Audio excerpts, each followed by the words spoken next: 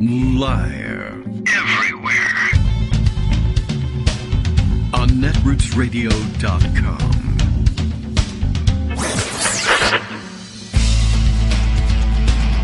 David Waldman. Kagro. In the morning. Now, here's David Waldman.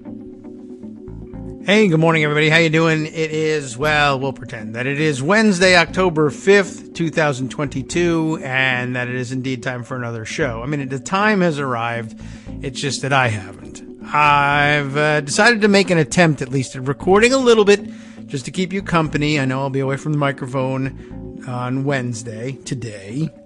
And I thought, you might be bored.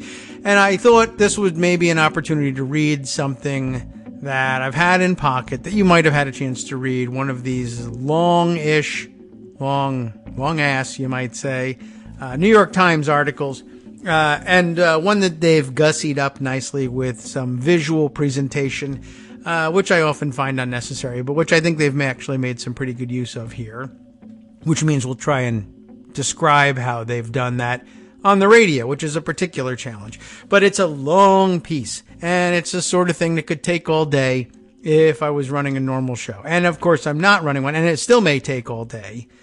But I feel, I don't know, somehow more justified in doing that. Well, one, because that wouldn't mean intruding on Joan's time or Greg's time, even though some people may say it's my time as well, because I'm there. Two, but it seems like a longer block makes it possible to get through something like this. And I don't even know if we'll get through it. It's very long, but it seems to be very important. And I thought, well, I don't have to sit around and watch the feedback come in on Twitter like, hey, this is boring, move on to something else. So I can force you to take your vitamins, eat your oatmeal, as they say. I don't think anybody actually says that anymore, but this stuff should be good for you, whether you like it or not. I don't know. We'll see what we think of this reporting, but this seems important. This runs under the headline of, how did they put it? They legitimized the myth of a stolen election, those nasty Republicans that did this, and reaped the rewards. Like there shouldn't be any rewards, right? But here they are. And by that, I mean in Congress. So what's going on here? Well, in this strange visual and long scrolling presentation that the New York Times gives us, what first comes up, planted among the signatures of members of Congress who signed on to the objections to the counting of the electoral vote on January 6, 2021, floats the opening lines of the story. A majority of House Republicans last year voted to challenge the Electoral College and upend the presidential election. And as you scroll, more names, more signatures appear on the screen. That action, signaled ahead of the vote in signed petitions, would change the direction of the party. And you got to scroll for a little while longer. Then you finally get to that headline. They legitimized the myth of a stolen election and reaped the rewards. On the day the Capitol was attacked, 139 Republicans in the House voted to dispute the Electoral College count. This is how they got there. Well, this is presented under the bylines of Steve Eder, E-D-E-R, David D. Kirkpatrick, and Mike McIntyre, and begins this way. 5 days after the attack on the Capitol last year, the Republican members of the House of Representatives braced for a backlash. 2/3 of them, 139 in all, had been voting on January 6, 2021 to dispute the Electoral College count that would seal Donald J. Trump's defeat, just as rioters determined to keep the president in power stormed the chamber. Now, one lawmaker after another warned during a conference call that unless Republicans demanded accountability, like of themselves and the rioters, voters would punish them for inflaming the mob. You knew that this happened in your head. You remember that this happened, but it has been astonishing, hasn't it? The U-turn that they've taken. And it's illustrated with this vignette, if you will. A quote first. I want to know if we are going to look at how we got here internally. within our own party and hold people responsible, said Representative Nancy Mace of South Carolina, who still presents herself as a moderate in all of this, according to a recording of the call obtained by the New York Times. When another member implored the party to unite behind a clarifying message that Mr. Trump had truly lost, Representative Kevin McCarthy, do you recognize him? He's an important guy, of California, the Republican leader, emphatically agreed. We have to. Imagine being that emphatic about anything from Kevin McCarthy and then just changing your mind, going the opposite direction, and going hard, too. More than 20 months later, the opposite has happened. The votes to reject the election results have become a badge of honor within the party, in some cases even a requirement for advancement, as doubts about the election have come to define what it means to be a Trump Republican, really a Republican at all at this point. The most far-reaching of Mr. Trump's ploys to overturn his defeat, the objections to the Electoral College results by so many House Republicans, did more than any lawsuit, speech, or rally to engrave in the party orthodoxy the myth of a stolen election. Their actions that day legitimized Mr. Trump's refusal to concede, gave new life to his claims of conspiracy and fraud, and lent institutional weight to doubts about the central ritual of American democracy. I sometimes spend a little bit of time wondering how it is that so many Republicans have come to believe this myth or any other myth. I mean, right now, my obsession is with how did so many of these idiots come to believe the litter box lie? Like, I just can't understand that one. This one, I have less trouble understanding. If 139 members of the House of Representatives get behind something, I mean, that's a minority by a long shot, to be sure, and it doesn't mean anything. It doesn't do anything. If 139 members get behind something, that's just not enough to get anything done. But 139 members in suits and ties and member pins and pantsuits and whatever else people might be wearing, that makes a compelling image. I'm not alone. 139 members of Congress, our leading citizens, say that this is true. So, this is pretty important. Yet the riot engulfing the Capitol so overshadowed the debate inside that the scrutiny of that day has overlooked how Congress reached that historic vote. A reconstruction by the Times revealed more than simple rubber stamp loyalty to a larger-than-life leader. Instead, the orchestration of the House objections was a story of shrewd salesmanship and calculated double talk, set against a backdrop of demographic change across the country that has widened the gulf between the parties. While most House Republicans had amplified Mr. Trump's claims about the election in the aftermath of his loss, only the right flank of the caucus continued to loudly echo Mr. Trump's fraud allegations in the days before January 6th, the Times found. More Republican lawmakers appeared to seek a way to placate Mr. Trump and his supporters without formally endorsing his extraordinary allegations. In formal statements justifying their votes, about 3/4 relied on the arguments of a low-profile Louisiana congressman, Representative Mike Johnson, with that amazing, outstanding name, Mike Johnson, the most important architect of the Electoral College objections. Bet you didn't know that. I certainly didn't. On the eve of the January 6th votes, he presented colleagues with what he called a third option. Everyone wants a third way, huh? He faulted the way some states had changed voting procedures during the pandemic, saying it was unconstitutional, without supporting the outlandish claims of Mr. Trump's most vocal supporters. His Republican critics called it a Trojan horse that allowed lawmakers to vote with the president while hiding behind a more defensible case. Even lawmakers who had been among the noisiest Stop the Steal firebrands took refuge in Mr. Johnson's narrow and lawyerly claims, though his nuanced argument was lost on the mob storming the Capitol, and over time it was the vision of the rioters that a Democratic conspiracy had defrauded America that prevailed in many Republican circles. That has made objecting politically profitable. Republican partisans have rewarded objectors with grassroots support, paths to higher office, and campaign money. Corporate backers have reopened their coffers to lawmakers they once denounced as threats to democracy, and almost all the objectors seeking re-election are now poised to return to Congress next year when Republicans are, still according to the conventional wisdom, I guess, expected to hold a majority in the House. And of course, if that actually comes true, I mean, what a blow to democracy in general. But, I mean, this specific fact makes it all the more egregious. But you see, I mean, I think you see, right? What's happening here is that they come up with this legalistic explanation. I didn't think there was fraud. I just think that the changes that were made in voting procedures were unconstitutional.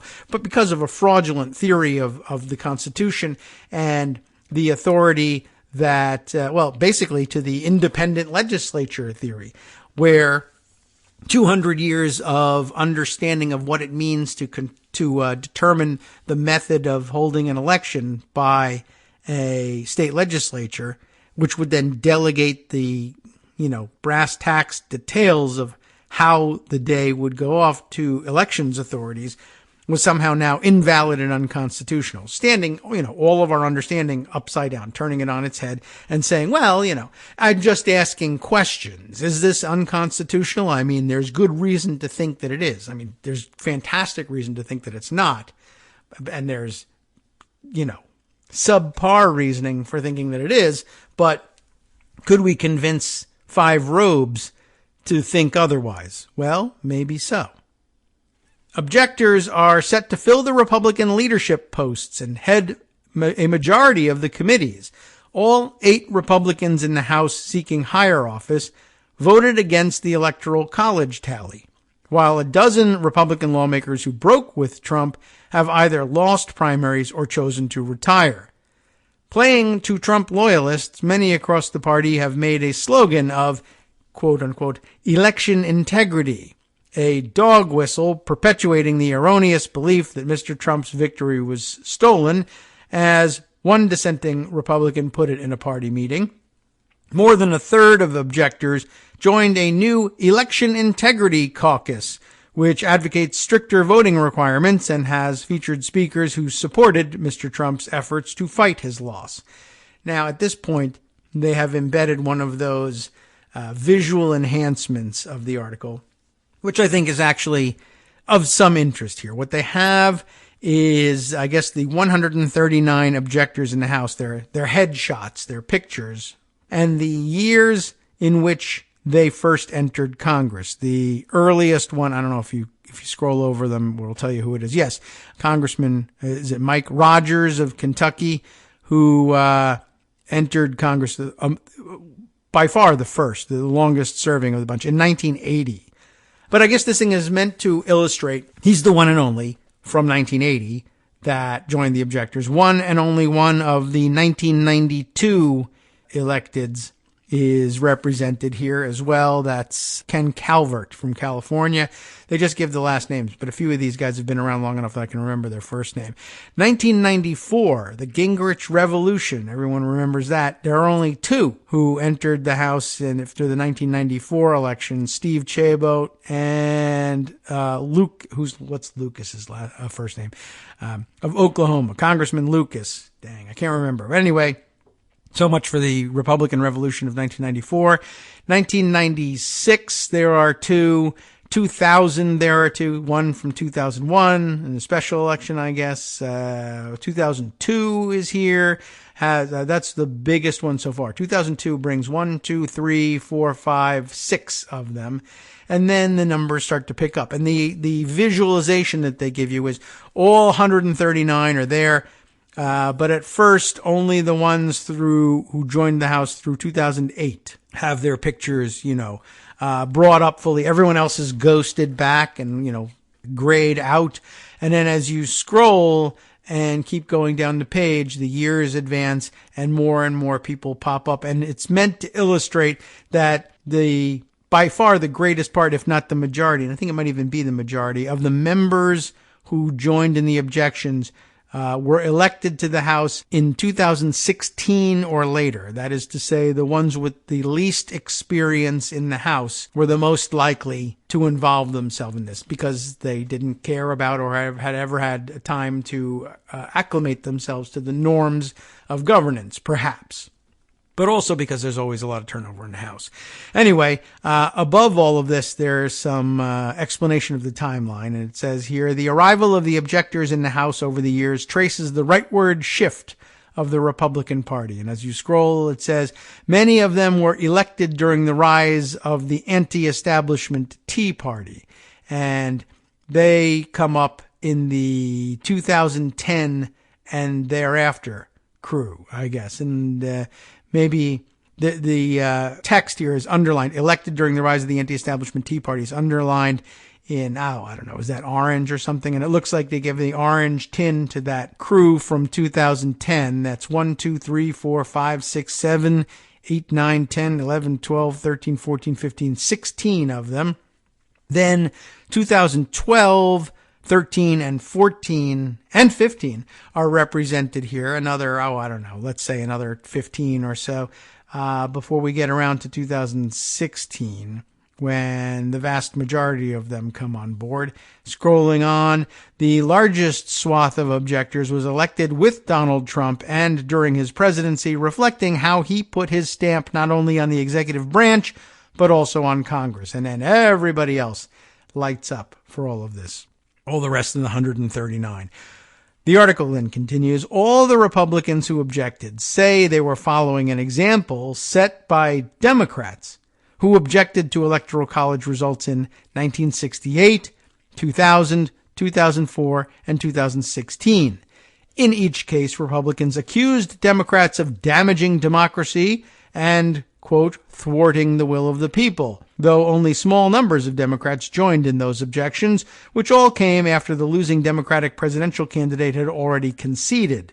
Mr. Trump only relinquished his claim to the White House the day after Republicans, House Republicans, and rioters failed to block the Electoral College count.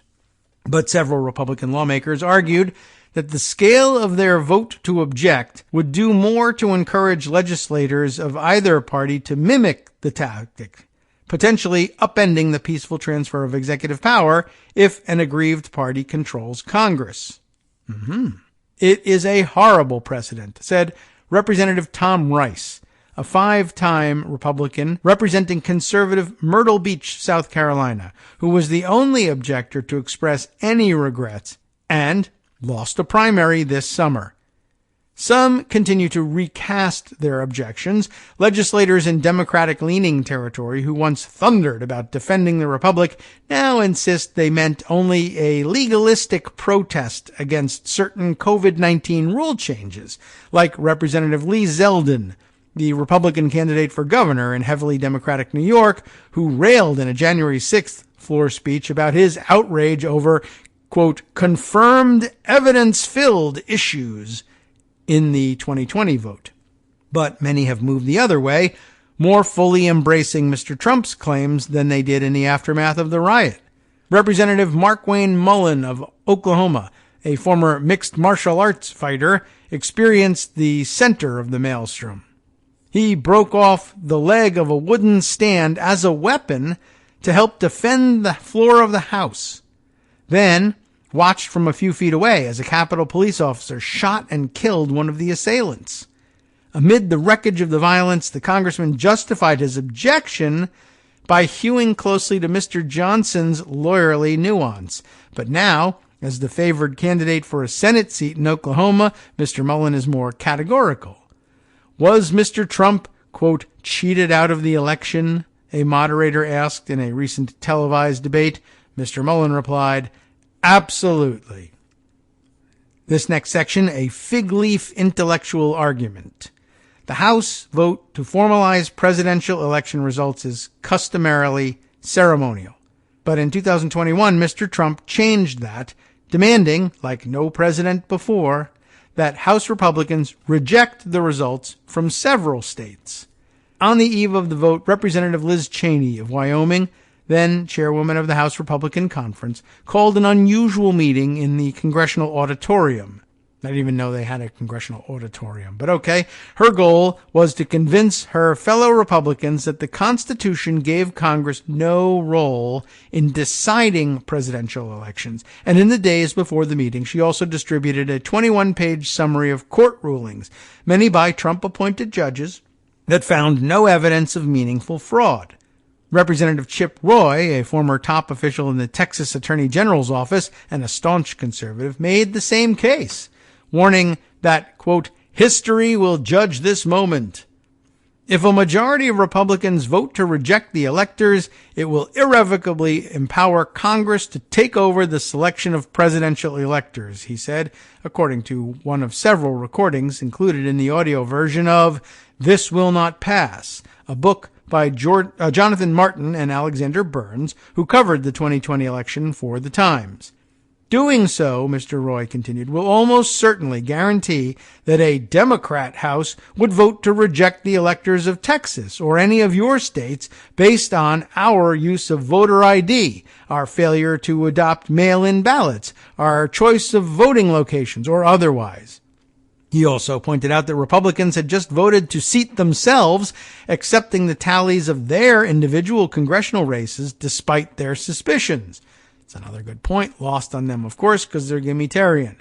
But he does make a good point, except for the fact that Democrats actually don't do that sort of thing. And if they did do that sort of thing, it would be attacked as tit for tat and retaliation for 2021 and all of those sorts of things, and rejected as legitimate in any sort of way, both by Republicans and, I think importantly, the so-called liberal media. But at any rate, others, however, in this meeting, reminded colleagues that their constituents overwhelmingly believed Mr. Trump had won in a landslide. They also believe kids are pooping in litter boxes, but whatever. Don't anybody fool themselves into thinking you're going to be able to make a constitutional argument at your Lincoln Day dinners, said Representative Larry Bucshon. I don't even know Bucshon or Buckshon. Does he say Buckshon? B-U-C-S-H-O-N. No idea. Of Indiana. You can ask around in Indiana. They know. According to the recording, Mr. Johnson of Louisiana offered a third way. Members could simply accept the results, as Ms. Cheney and Mr. Roy insisted, or they could vote to object because of the fraud concerns raised by the president and his allies. But Mr. Johnson argued that they could take a different path, object based on what he called constitutional infirmity. The Constitution stipulates that state legislatures set election rules. Yet some state officials, without asking their legislatures, because they've never needed to before, loosened restrictions on mail-in or early voting to deal with the pandemic. And also, by the way, many state legislatures were already long out of session when it became obvious that there would need to be adaptations to account for COVID-19, and they would have had no interest in coming back, especially in most of the Republican-controlled states, because that would just mean that Democrats would be allowed to cast their votes legally without risking illness and death, and that's not what they wanted. But aside from all of that, for 200 and something years, it was pretty well understood that the choice for the legislature was either to hold an election to select members of the Electoral College or do something else, whether it was drawing names for a hat or appointing them directly through action of the state legislature or whatever. It was the method of the selection that was up to the legislature. The particulars could and always had been delegated to lesser authorities inside of each state. But there you have it. The Constitution stipulates that state legislatures set election rules, yet some state officials, without asking legislatures, had changed the rules or the parameters of voting anyway, I would say, to deal with the pandemic. That, they said, was unconstitutional and grounds to reject the election results from those states, Mr. Johnson argued. That's why I had to throw that in there. They said, right? The text actually reads, that was unconstitutional and grounds to reject the election results from those states, Mr. Johnson argued. Makes the same point, but I wanted to make it right away because it doesn't mean it's unconstitutional. It's not grounds to reject the election results. He's wrong. He's making it up. I feel like you have to say that right away. The notion that Congress might have a say about the authority of state legislatures was unorthodox, especially among conservatives who emphasize state autonomy. But Mr. Johnson was well cast to make the case, telling colleagues he had studied up on the electoral issue more than when I first became a constitutional lawyer 20 years ago, according to previously unreported portions of the recording. Maybe he is, but Ann Coulter says she's a constitutional lawyer. Even what's her name? The lunatic who was the traffic court lawyer who then became Trump's lawyer for the campaign says Jenna Ellis? She says she's a constitutional scholar too. It happens. Lots of people are constitutional scholars. Guess what? I am. Ta-da! Terrific. Anyway. Where were we? Oh, yes, right. A boyish-looking 50-year-old with dimpled cheeks and rimless glasses.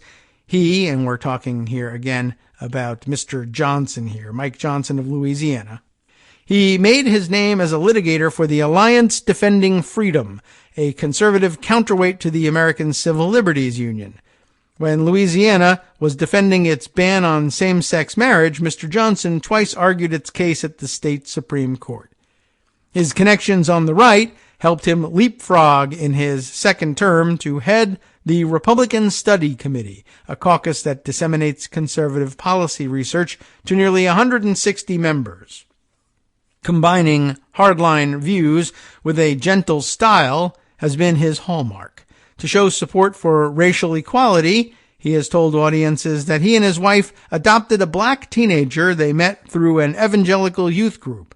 Like the movie The Blind Side, but without the NFL prospects, he has quipped. Hardy har. He once shared the story with a mostly Democratic audience at a congressional hearing on slavery reparations, and he was surprised to hear boos as he spoke. He later recounted to the Council for National Policy, an assembly of, by the way, yeah, I think we all remember, do we all remember the Council for National Policy and all of its arch-conservative, alternative facts-loving weirdos that run the place? Well, anyway, he was surprised to hear boos, he told the Council for National Policy, an assembly of conservative donors known for its strict secrecy. I had my feelings surgically removed back in the 80s, he joked, according to a recording of the event, and then suggested the hearing had been packed with Black Panthers, yes, who disapproved of the mixing of races. I'm sure that's who it was. The Black Panther Party dissolved decades ago, and the jeers appeared to come at other moments in his remarks. Oh, that's interesting, too. During Mr. Trump's first impeachment for trying to squeeze favors from Ukraine, and remember they're involved in a war? Yeah. Mr. Johnson defended the president on television so energetically that he was invited to join his defense team. Of course, the guy who wasn't watching television, right, during the riot, saw his future defender on TV. And on November 8th, 2020, the day after Joe Biden gave a victory speech, the president called again, wanting to vent. Mr. Johnson said in an interview with the Times, "We have been cheated," and all that. He believes that to his core today. Mr. Johnson's public statements suggest that he initially agreed. There is still reason for hope that Mr. Trump might win, he told conservative Louisiana talk radio hosts a week after the election, citing, quote, credible allegations of fraud and irregularity. Charges that voting machines had been rigged had, quote, a lot of merit, he asserted in another radio interview. When the president says the election is rigged, that's what he's talking about, that the fix was in, Mr. Johnson added. And then he found out he was wrong later and came up with a way to move the goalposts, I guess, is what we're getting to. Some of his closest political allies, especially Representative Jim Jordan of Ohio, a relationship Mr. Johnson has described as, quote, like Batman and Robin, kept up the cheating claims even after courts and Mr. Trump's attorney general had debunked them because he's a constitutional scholar, you know. Anyway, there was fraud on top of the unconstitutional way they ran the election, Mr. Jordan declared on Fox Business on January 5th, 2021. Yet Mr. Johnson now says he never bought the claims of massive fraud. I never egged on any of that, he said. I was never in that other camp any time ever. Liar! Liar! Liar! I mean, I couldn't put it any better myself, honestly. That's ridiculous. We just heard those quotes.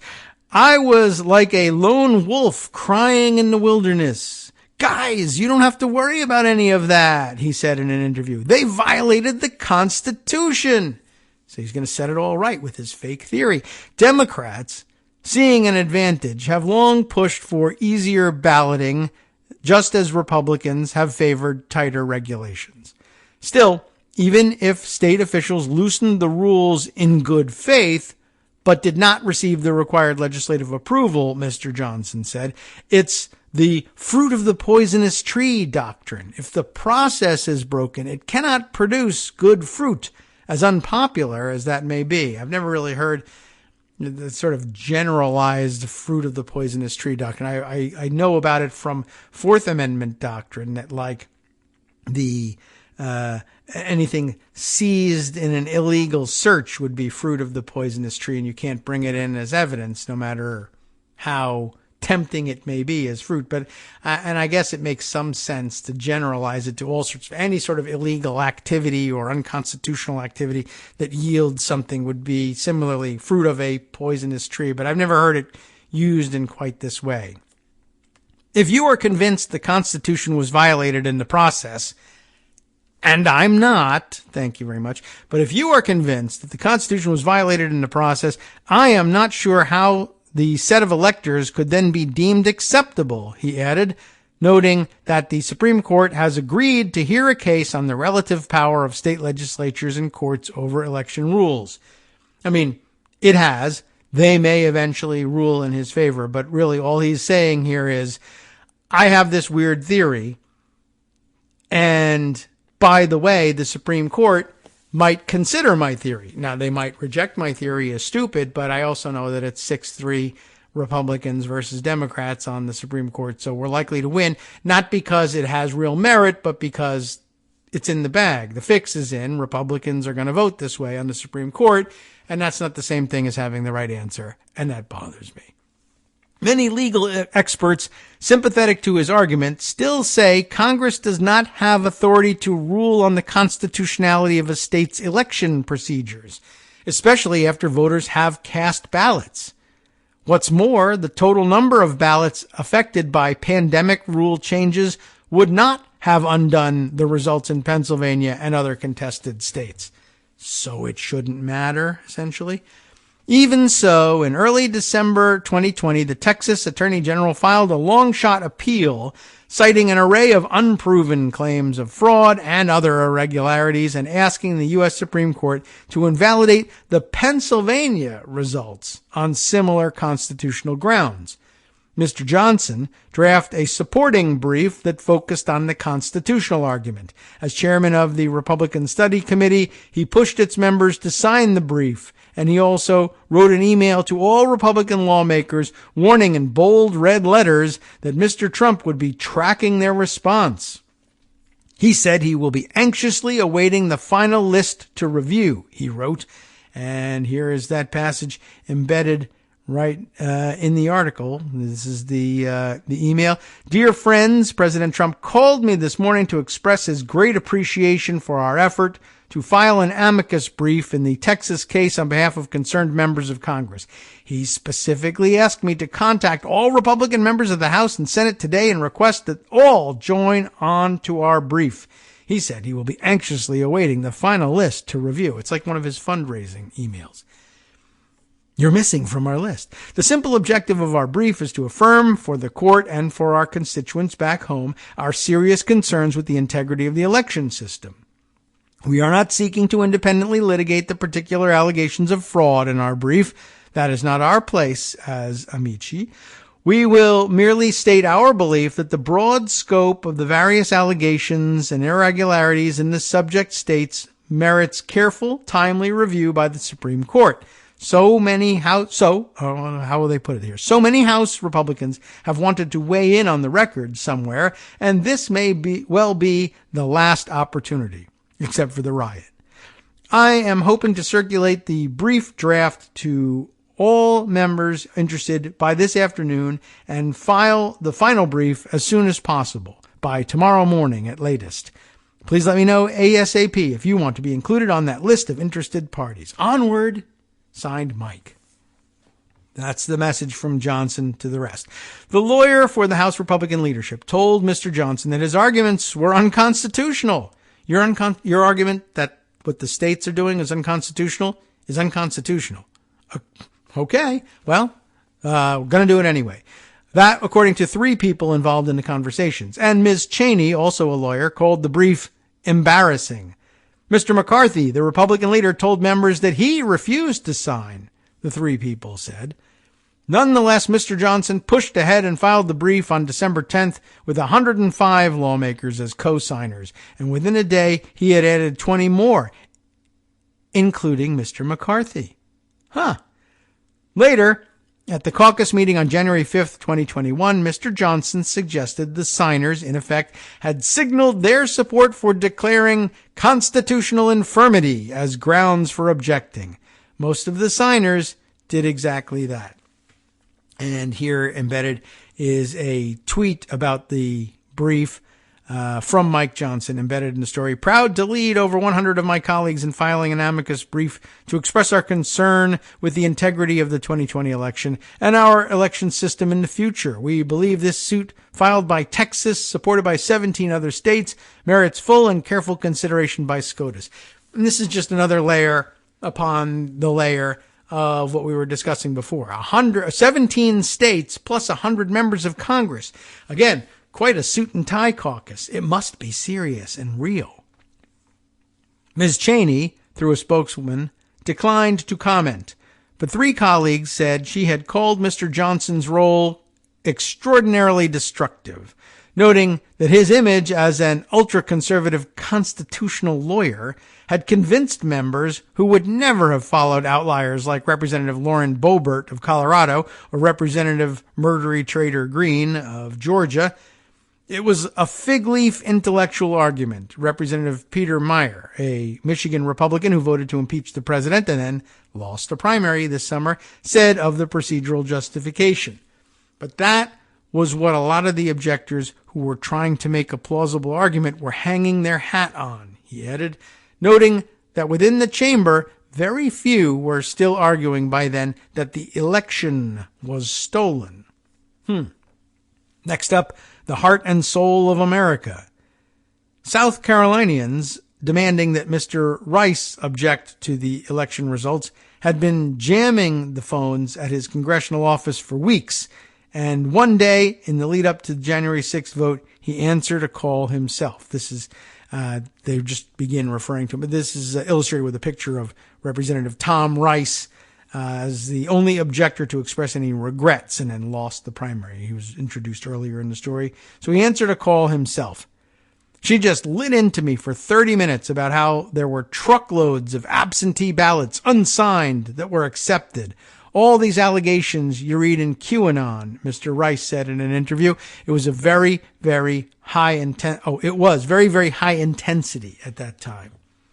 A former Myrtle Beach tax lawyer and accountant, Mr. Rice, 65, had been elected to local office with the Tea Party wave in 2010 and took Congress 2 years later.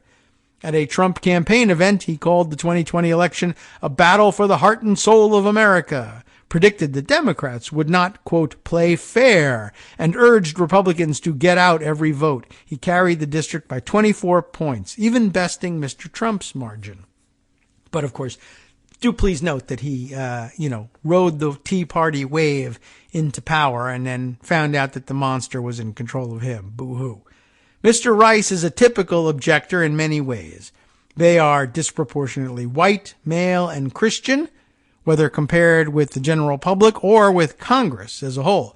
Out of the 139 House lawmakers, 17 are women, 7 black or Latino, and 2 Jewish. 3, by the way, have died since they cast their votes, and 1 has resigned from Congress. I don't know exactly what that's supposed to mean, but hey, it's there. Because of partisan gerrymandering and a decades-long sorting of Americans into like-minded communities, north or south, urban or rural, All but a half dozen objectors represent districts so solidly Republican that a primary challenge is the only meaningful electoral contest they may ever face, even though more than 1/3 come from blue or battleground states. That'll tell you a little bit about gerrymandering. Like other members of Congress, many pursued professional careers before moving to Capitol Hill as accountants, lawyers, doctors, dentists, i.e., I would say respectable people, people in suits, people you can believe, upstanding pillars of the community. My dentist would never lie to me about the Constitution. I don't think he would, but I don't know if I would trust him about the Constitution necessarily, but some people would. He's a doctor. 3 dozen have military experience, and more than half hold an advanced degree, including 3 with PhDs.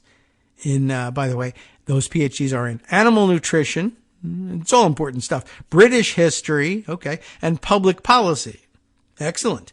But again, suit and tie syndrome. About 18, Ms. Boebert and Mr. Mullen among them, never earned a traditional 4-year degree, according to their congressional bios, and as I understand it, Boebert might have finished high school with a GRE, but I don't know. Or what is that? GED, not the GRE. GRE is one of the tests, post-collegiate. All right, anyway, doesn't matter because she's done it now. So, okay, she's a high school graduate. Following the pattern of the larger Republican caucus, about half were first elected on Mr. Trump's coattails. About a third had not held prior elected office, though some, like Mr. Rice, reside in cities. They often live in more rural locations. Many represent districts where racial and demographic change is churning more swiftly than in other Republican areas. Compared with the national average, their districts have a higher percentage of white people with lower household incomes and levels of education. But in comparison with other Republicans, the objectors represent districts where the white portion of the population is decreasing faster relative to other racial or ethnic groups, according to a Times analysis of census data from over the past 2 decades. Interesting. Of the 10 Republicans representing districts with the steepest relative declines in the white population, 8 were objectors. It's not the most fantastic record in the world, 8 of 10, but it's still an interesting demographic analysis, something to look at, consider. Some scholars argued that race helped drive the dispute over the 2020 election. The best predictor of Republicans hating Democrats is the level of racial resentment, said Liliana Mason, a professor at Johns Hopkins University who studies polarization and public opinion. Her research, she said, shows that as the two parties have become more identified with race, animosity between them has increased sharply, with about 70% of people in each of the parties now calling their counterparts a threat to the country, and about 60% calling them, quote, evil. Some Democrats have said they see racial bias in Mr. Trump's claims of widespread election fraud in cities like Atlanta, Detroit, and Philadelphia, where there are high concentrations of black voters. But Representative Byron Donalds of Florida, one of the 2 black objectors, described such suggestions as ignorant and meant to, quote, gaslight voters as opposed to having a legitimate conversation on the merits. Among other things, Mr. Trump and his allies have claimed that allowing people to vote early and easing access to mail-in ballots enabled fraud. Anytime you increase and you use the mail system in this country for voting, it's going to be rife with fraud, said Representative Troy Nehls of Texas. There are entire states that vote by mail, but hey, whatever. Even so, the Times found most of the objectors with publicly available voting records took advantage of absentee or early voting provisions when they cast their ballots in the 2020 election. Mr. Nehls was among them.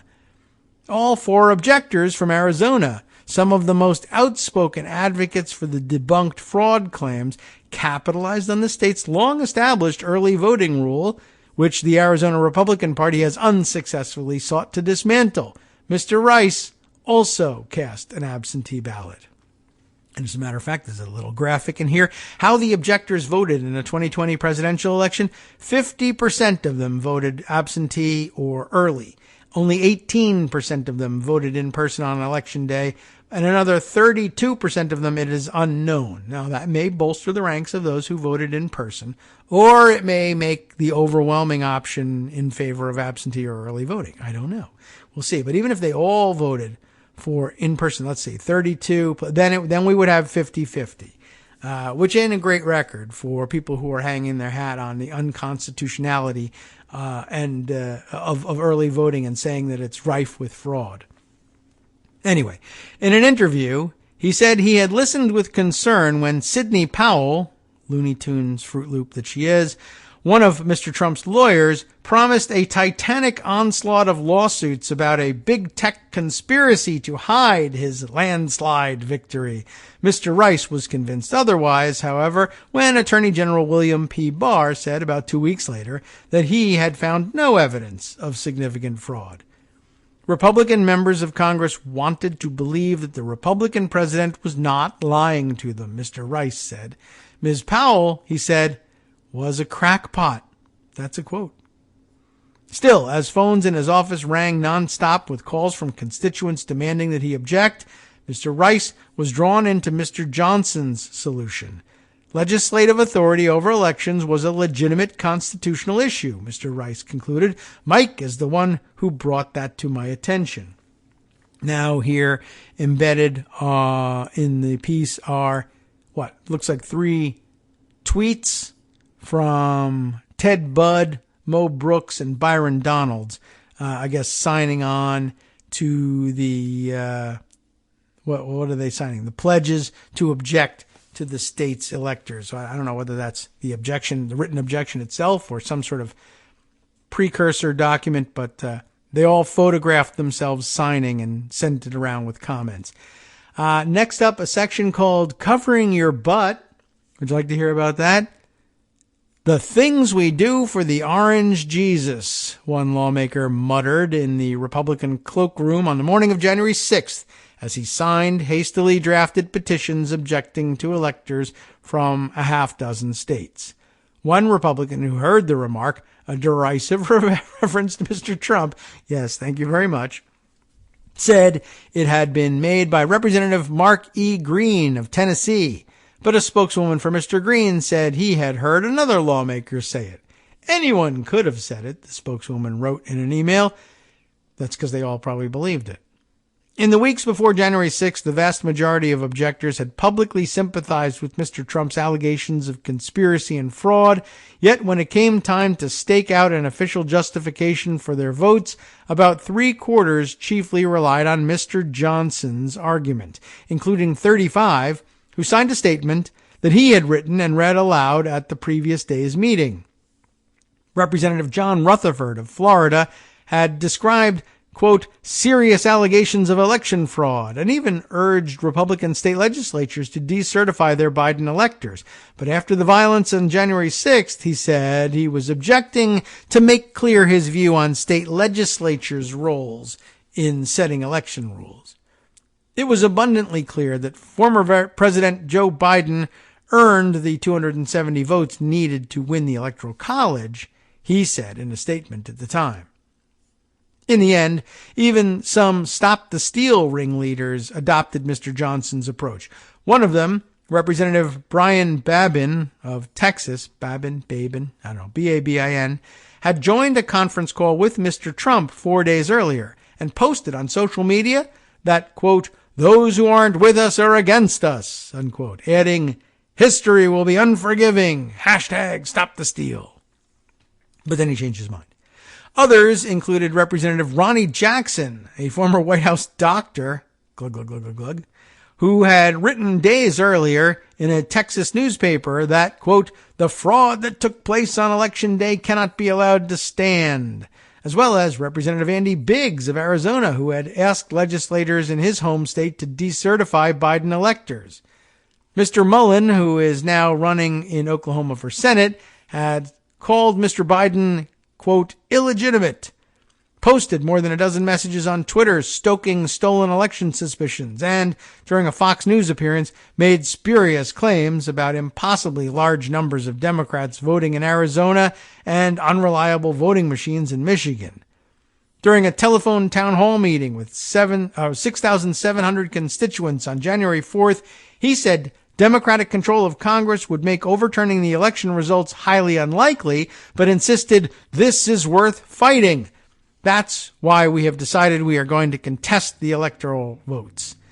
Yet by January 6th, Mr. Mullen complained only of pandemic-related rule changes. That's called covering your butt, said former Senator Barbara Boxer, a California Democrat who had backed the Democrats' objections in 2004. They wanted to be part of the Trump coup, but they wanted a different reason they could sell to the public. Mr. Johnson, in an interview, acknowledged that some lawmakers may have found his approach politically convenient. I am sure it was, he said, but as God is my witness, that was not my objective. He never had any intent to overturn the election, he said. If Trump had won, I would have had the same concerns. Oh, yes, I'm sure. Next up, the Sedition Caucus. Mr. Mullen first overheard chatter on the earpieces of the Capitol Police. Then he saw lawmakers staring at alerts on their phones. Moments later, shortly after 2 p.m., rioters crashed toward the House chamber. Mr. Mullen, armed with with the leg of a hand sanitizer station, you remember that? I guess that's the furniture he broke up, rushed to help secure the doors. The shattering of glass sounded like gunfire, he later recalled, and the police officers around him shouted, "Shots fired!" as they drew their weapons. "Is it worth it? You almost got killed," Mr. Mullen recalled, yelling at the intruders. Then an officer fatally shot one of them, Ashley Babbitt, who was trying to breach a barricaded door. "Sir, you did what you had to do," Mr. Mullen told the distraught officer, hugging him. Wow, put that out in an ad. In a television interview months later, Mr. Mullen faulted Republicans, Democrats, also, why not, and the news media, as well as the Trump administration, for using inflammatory language that too easily, quote, turns into anger. All of us are to blame, he said. Not really. But just hours after his close-up view of the assault, Mr. Mullen threw his political weight behind the attacker's cause by voting against the Electoral College results. Representative Bill Pascrell, Democrat of New Jersey, branded the Republicans the Sedition Caucus and accused them of trying to burn down democracy. A few rattled senators backed off of their plans to support the objections after the violence. Mr. Rice said he almost changed his mind about objecting. If a president can send a mob down there to intimidate Congress into doing his bidding, then we might as well not have a Congress, he said in an interview. We might as well have a king. But he ultimately pressed on with the other House objectors. In a 2-page memorandum of talking points Mr. Johnson wrote after the riot to buck up his fellow lawmakers under fire for objecting, he lamented that the violence had almost eclipsed his careful arguments. Most of the country has also never heard the principled reason, he wrote.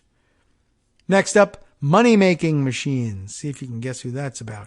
Key industry donors and trade groups pledged to blackball the objectors in the aftermath of the violence. Remember those heady days?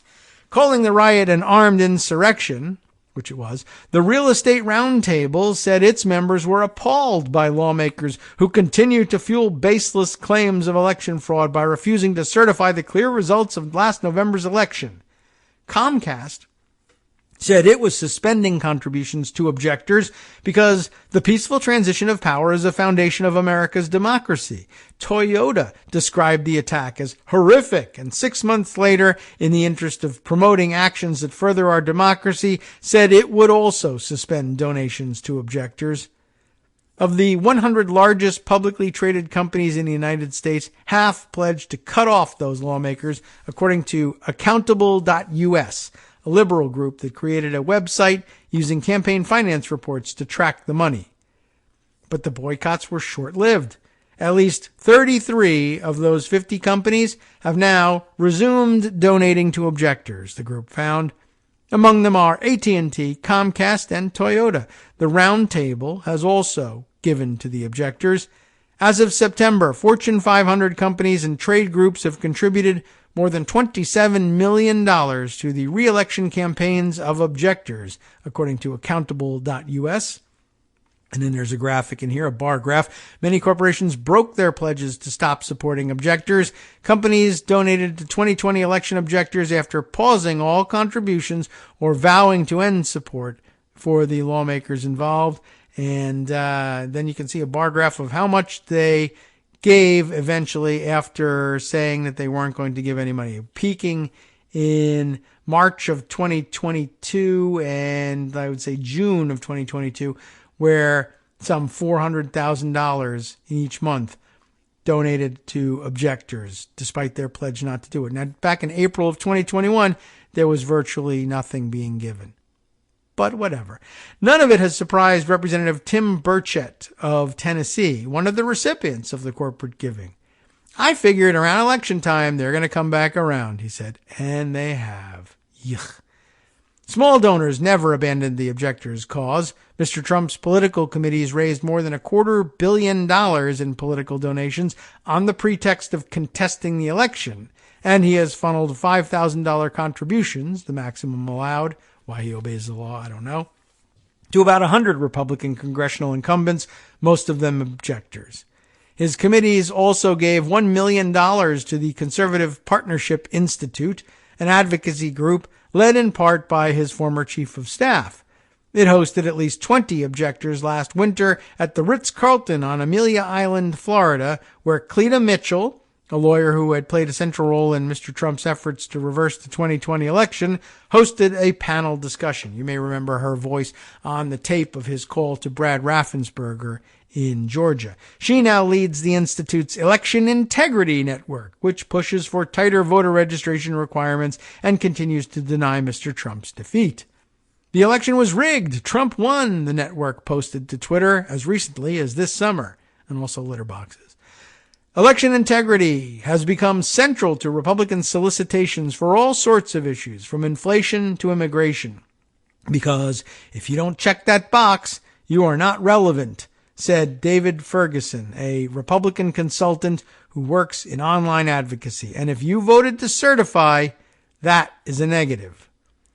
The phrase is coded language, said Denver Riggleman, the former Republican congressman from Virginia who has worked with the special House committee investigating the riot.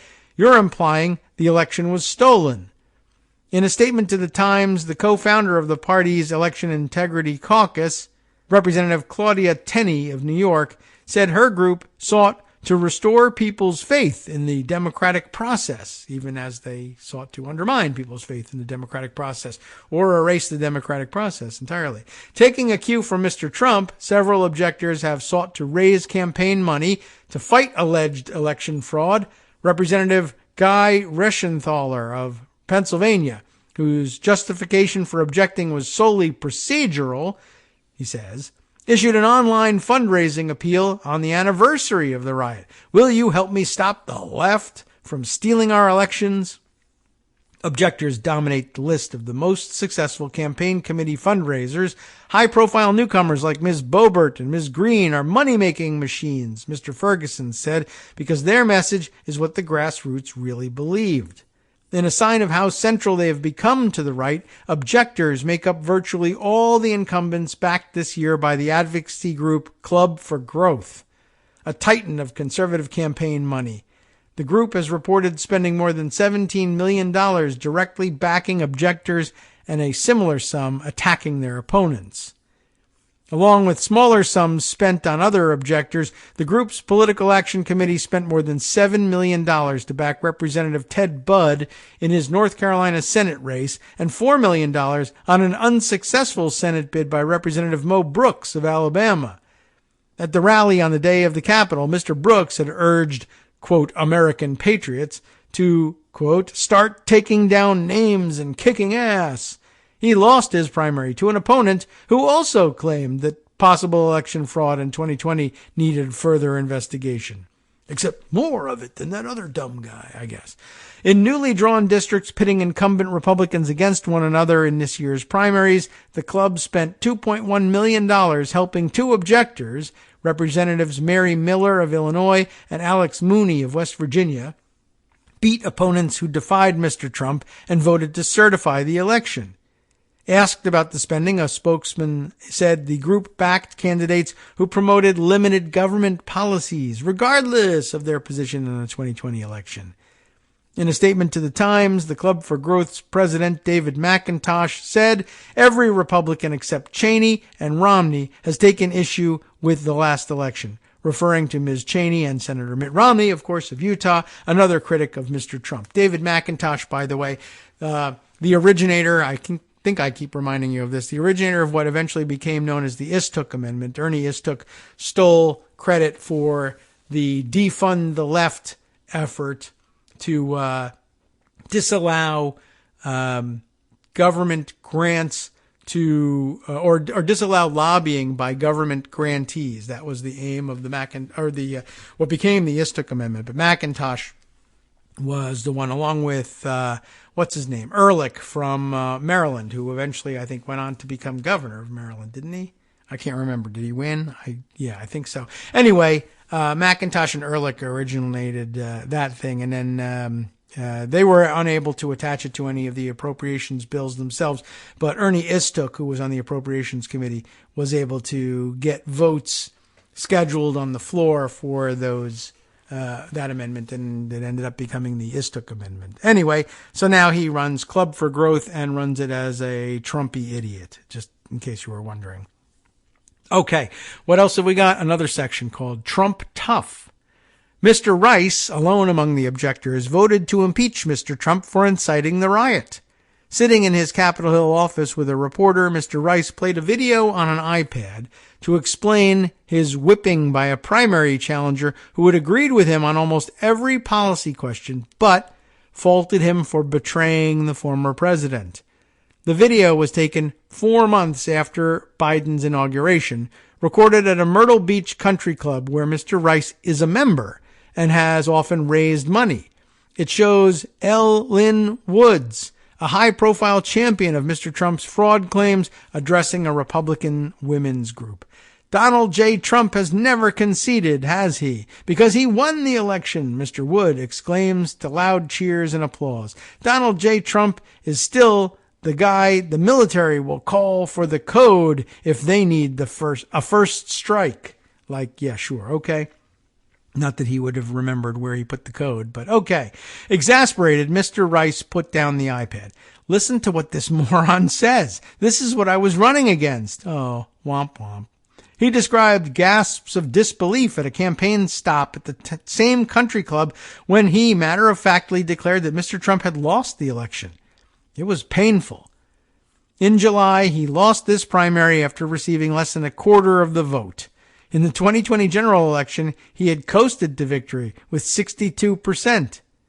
In an interview, Mr. Meyer, who had also voted to impeach and lost his primary, said he was surprised Republicans had not suffered a backlash from voters over the objections and the January 6th riot.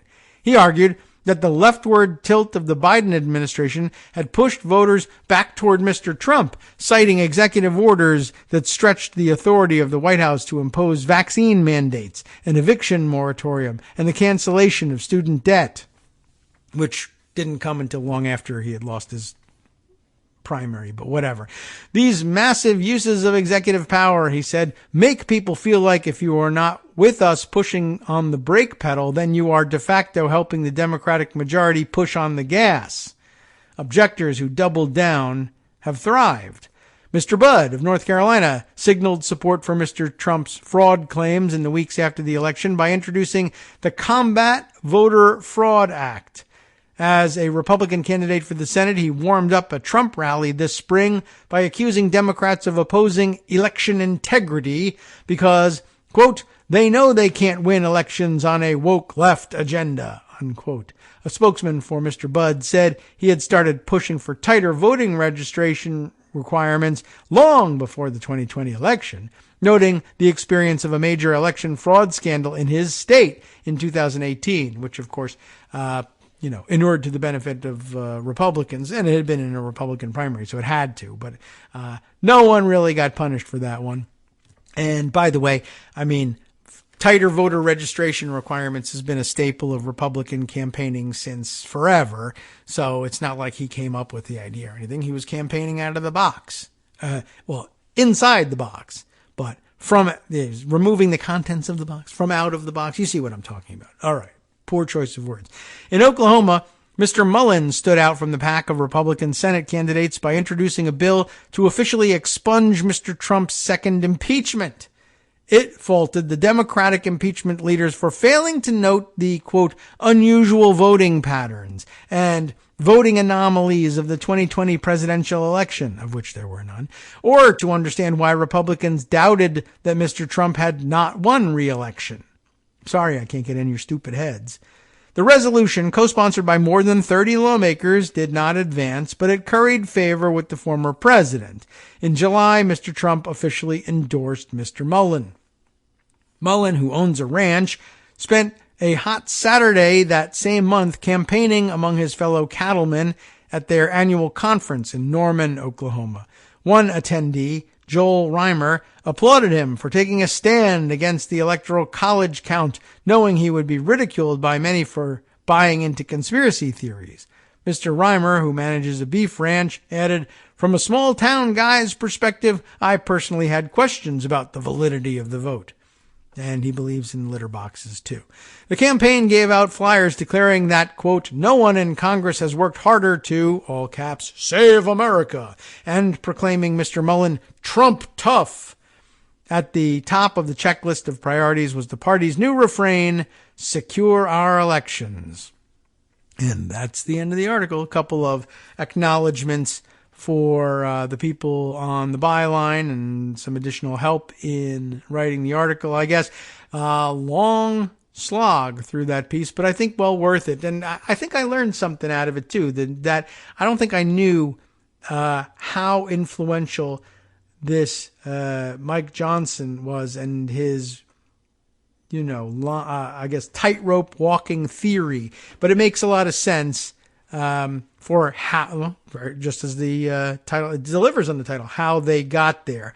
It helps explain, besides just crying gimmitarianism and pointing to that, which is a valid point, I think, still valid, but helps explain how people can mentally do the gymnastics of saying, yeah, I'm on board with the fraud thing, and then in the face of 60 plus losses in court and the declaration from Bill Barr saying, well, either rejecting it and changing their mind and saying, well, I actually think that we should just stand on this narrow constitutional grounds, or lying and saying that they were never for the other thing, as Johnson himself did, or just conflating the two. I never said that. Oh, you did say that. You play him. Okay, well, what I really meant was that when I said stop the steal, was that it's a steal to allow the rules to be changed unconstitutionally. That's a steal. That's the steal I was talking about. Yeah, totally that.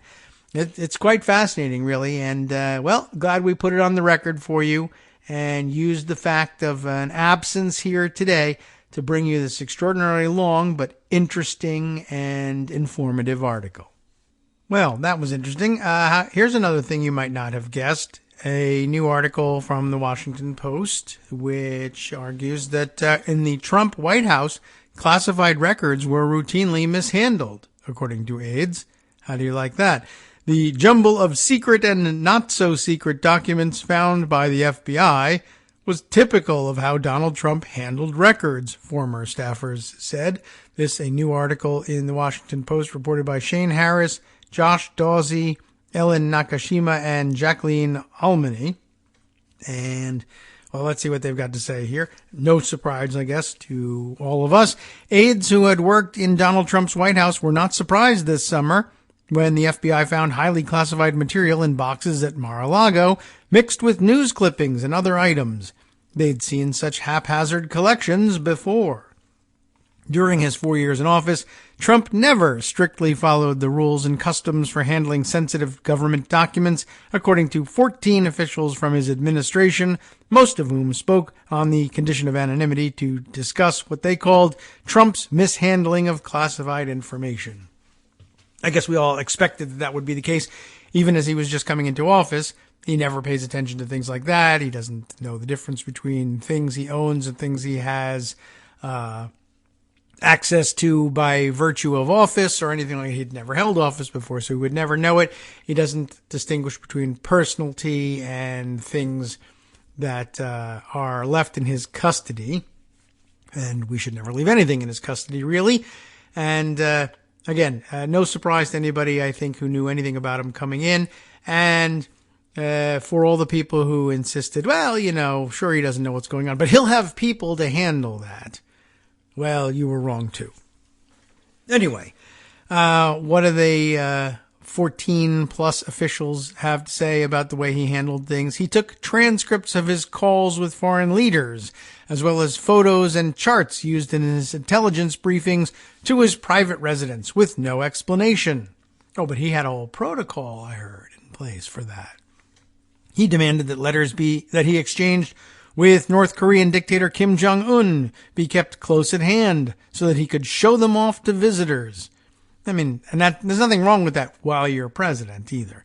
Documents that would ordinarily be kept under lock and key mingled with piles of newspaper articles in Trump's living quarters and a dining room that he used as an informal office. Or I suppose I should say, provided there's nothing classified in the letters from Kim, it's fine if he shows it all. He loves the tchotchkes, as Maggie Haberman says. Anyway, officials and aides who worked in proximity to Trump said they are not sure how more than 300 classified documents ended up at his Mar-a-Lago estate, triggering a lengthy effort to retrieve them that has resulted in a criminal investigation. But in the waning days of his presidency, as Trump grudgingly began to pack up his belongings, he included documents that should have been sent to the National Archives and Records Administration, along with news articles and gifts he received while president, several former officials said. I had a feeling it was going to happen with the gifts. We all saw that coming.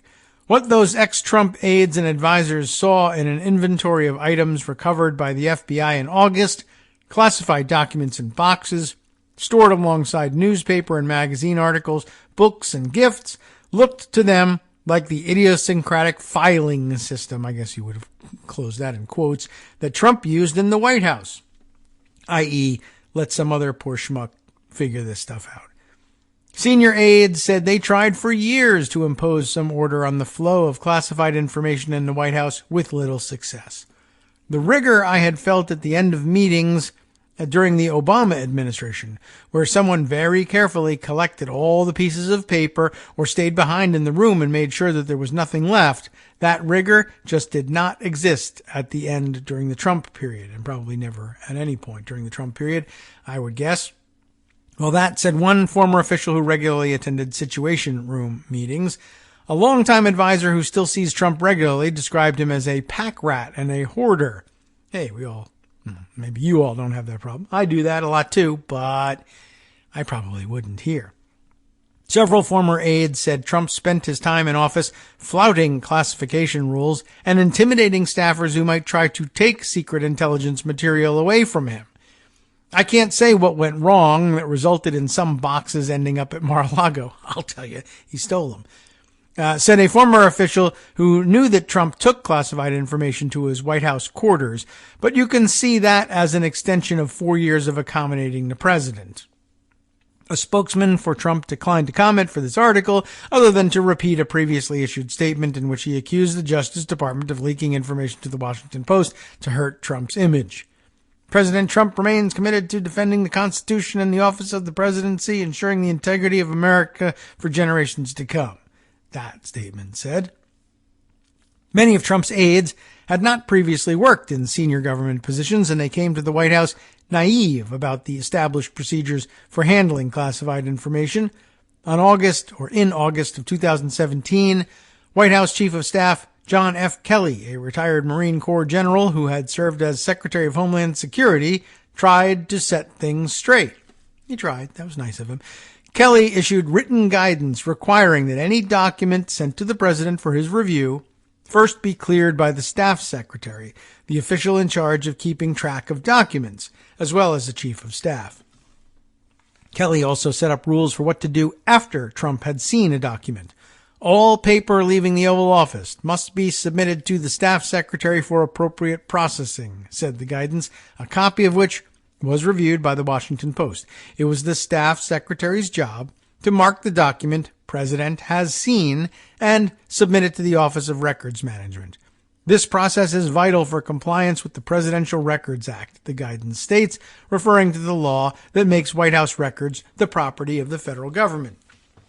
As I'm reading this, I'm thinking, I'm sure Trump, from his private world, was probably all about seeing something that he thought was interesting and then worrying about whether he would be able to find it again if it became necessary to wave it in someone's face or to brag on it or to prove something from an argument.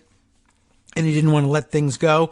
But there's a whole apparatus there where, you can you can talk to your aides about it and say, I saw something the other day that was about this subject. I don't remember exactly what the date was, but it was, I guess, a week or two ago, and so brought it in. Of course, he might not have the memory for that, but they track that stuff down. There's a whole file of, stamped President has seen. I want you to look in the President has seen pile and find me that thing. Get me that information.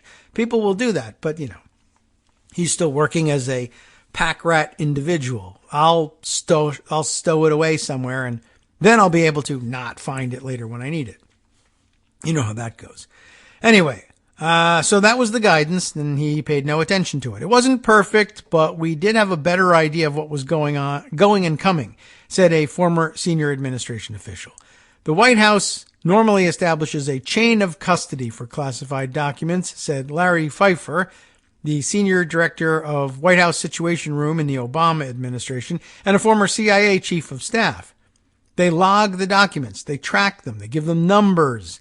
If anyone says, hey, whatever happened to that memo given to the president, the staff secretary can say, hey, it's in the National Security Advisor's office.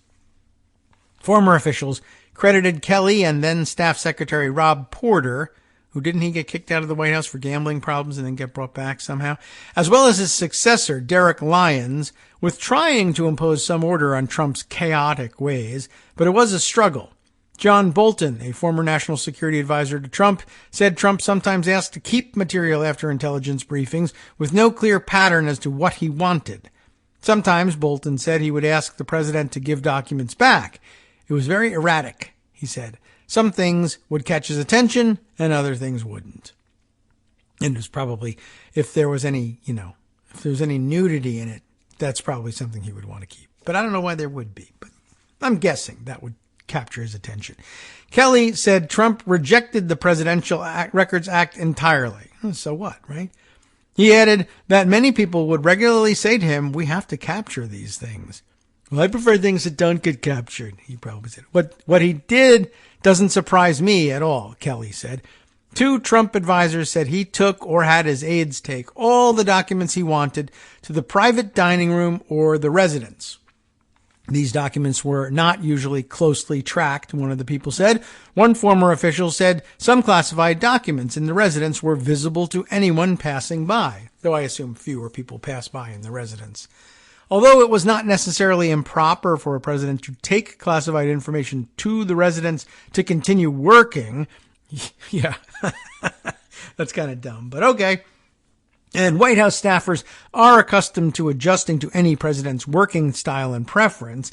It was not always clear that Trump needed the documents for official business, another former official said. White House staffers found ways to accommodate Trump's demands. The letters he exchanged with Kim, for example, were not stored in the White House space customarily used for sensitive documents, but were kept where aides could quickly retrieve them at Trump's request, like a Diet Coke. The letters were among the first items flagged, the items first flagged as missing by the archives after Trump left office and were included in the 15 boxes of material sent back from Mar-a-Lago in January. I had a feeling that the archivists really wanted to see those things. Aides also found other ways to circumvent Trump's sticky fingers, as one put it. I mean, I know what it means, but it's Trump. White House staffers retrieved from the residence documents that Trump had torn into pieces, then reassembled the papers and returned them to secure facilities so that they could be preserved as presidential records. Others who routinely briefed Trump said they developed a practice of never leaving classified documents in his possession unless he demanded them. Several former officials said they knew that the system, or lack of one, for handling classified information carried risks. Sensitive documents could get lost. Intelligence might fall into the hands of people not authorized to see it. But Trump intimidated his aides. They didn't challenge him, one former official said. He'll have people to take care of that, but he'll bully them into not taking care of it. Anyway, several people singled out Mark Meadows, who became Trump's chief of staff in March 2020 and stayed through the end of his term, as incapable of telling the president no, and that's how he remained chief of staff. That set a tone that others followed, these people said. This characterization is completely absurd, said Ben Williamson, a Meadows spokesman.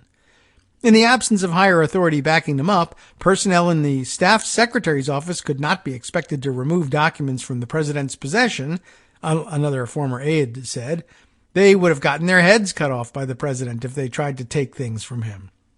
I would like to have seen some of it. I mean, no one's going to do it, but I wonder, suppose it had escalated into a series of physical altercations and the president is sending bruised people, battered and beaten and bleeding out of the White House. Does that not reach? I hope that would never happen, but I'm just wondering what would, because I don't put it past him. And although I don't really think he would do it either, because ultimately he's chicken. But okay, anyway, moving on to the next section here. Whatever fragile discipline Kelly and others tried to instill began to disintegrate after the 2020 election. The usual packing process that occurs during a presidential transition was delayed because Trump would not concede that he had lost re-election and did not want to move out of the White House. Two former administration officials said. Many officials who by then had some experience with security procedures had left the White House to be replaced by less seasoned personnel who did not understand classification rules and were afraid to say no to the president, former officials said, even though he was about to not be president. They were still afraid. This created the opportunity for mistakes to happen, and they did happen, and I don't know if they were mistakes. One of the former officials said, "What the president's intent was is the key question." Not always. The former official said of the transfer of classified material to Mar-a-Lago. I don't think so. As Trump dug in his heels, officials in the staff secretary's office tried unsuccessfully to find some sensitive documents that they believed were still in his possession. With the White House expected to hand over all original relevant documents to the archives, senior administration officials held several conversations about missing materials, former officials said. Lyons, the staff secretary, and some White House aides discussed places in the residence and elsewhere in the White House where Trump could be keeping the documents, as well as gifts he had accumulated. There was no exact list of everything that had gone missing, one of the former officials said, but we knew the places he usually worked and the other senior people who might have had the documents, the officials said. Their efforts to find the missing materials were hampered by a lack of senior leadership, some said. Meadows had no experience managing the flow of classified documents inside the White House. In late December, Lyons, who had tried to do that, stepped down from his position as staff secretary and was not replaced. The office's functions were downgraded. A former senior administration official said there wasn't a deputy, so Mark took over the office. Meadows told aides in the final days of Trump's presidency that he would handle retrieving some of the documents from Trump, but he never did. According to a former senior administration official with direct knowledge of the matter, those records weren't collected, the former official said. A Meadows spokesman disputed this characterization, but they were found in Mar-a-Lago, so they obviously weren't collected, so you're a liar, you lose.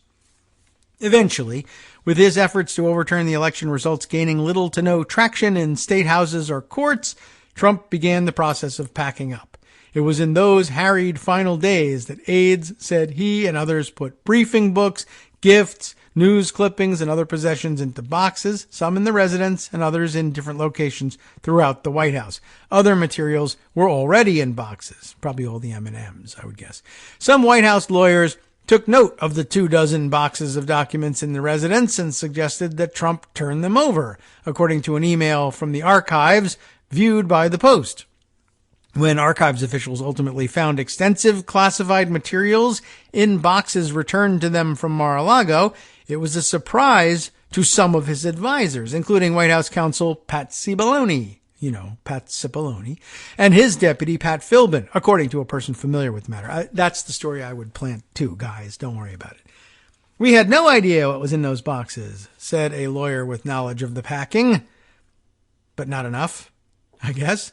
At least one lawyer for Trump's political group, Alex Cannon, we just learned about that guy, was so concerned about what was in the boxes sent to Mar-a-Lago that in late 2021, he told other Trump aides not to handle the boxes or their contents. According to two people who spoke to Cannon, after 15 boxes were transferred from Mar-a-Lago to the archives in January, Trump asked Cannon to declare that all the material being sought by the agency had been returned. But Cannon, as we know, declined because he wasn't sure it was true, the Post reported on Monday.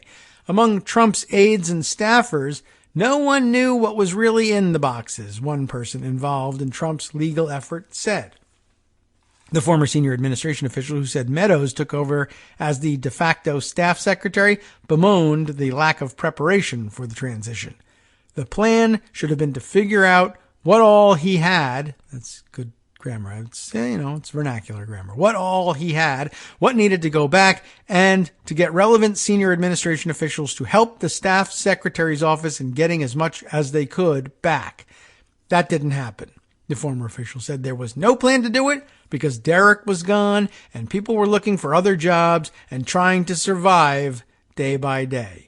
That is some story. No surprise, of course, just another in the pile of amazing nonsense that Donald Trump continues to be able to get away with somehow.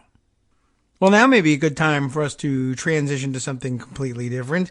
How about a piece that our good friend Darwin has read for us and did so a while back here on the reverse freedom rides that we read a little bit about in the immediate aftermath of the DeSantis-arranged flights of migrants from Texas to Florida to Martha's Vineyard. We learned about or rediscovered, if you were lucky enough to remember these things for the first time they happened, the buses full of black families essentially rounded up and lured onto the buses and deported off to Hyannisport with the promise that they would be dropped off outside of the Kennedy compound where the president would greet them and then set them up with a nice new life up north.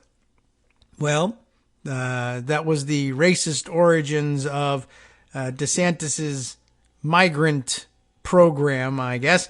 And anyway, but Darwin had something to add to that and wanted to read one of the great articles on the subject and then did something very interesting. So he sent me two versions, by the way. One of a straight read, which, was fine. And ordinarily, this was really interesting. So one was a straight read, and one he put a musical soundtrack under. And he kind of said, I kind of like the one with the music, the vibey music behind it. And I like the idea, too. And it's a great thought. Now I'm thinking, okay, well, two things could happen. One, if I do the one without the soundtrack, you see, then I can edit things a little bit. And I usually don't edit out any of the substance, but I, clean up your recordings and, there are a few ums and ahs as there are in all of my recordings, but I want to make you sound smarter than me. So I try to clean those things up and it compresses the time that's necessary to include the story, doesn't waste anything unnecessarily, and makes you sound like you have a put together presentation. But with the music in there, you can't chop that up that way because then the music sounds weird and disjointed. And now it occurs to me, what about the copyright on the music? Like what music got used? Now I think I might have to ask about this. We'll see now what happens. And you'll know the results shortly. Except if I choose not to play the thing, I probably won't play this clip either. So I don't know. Well, let's see what happens. See if I go get my answer. Now this is the beauty of doing these things ahead of time.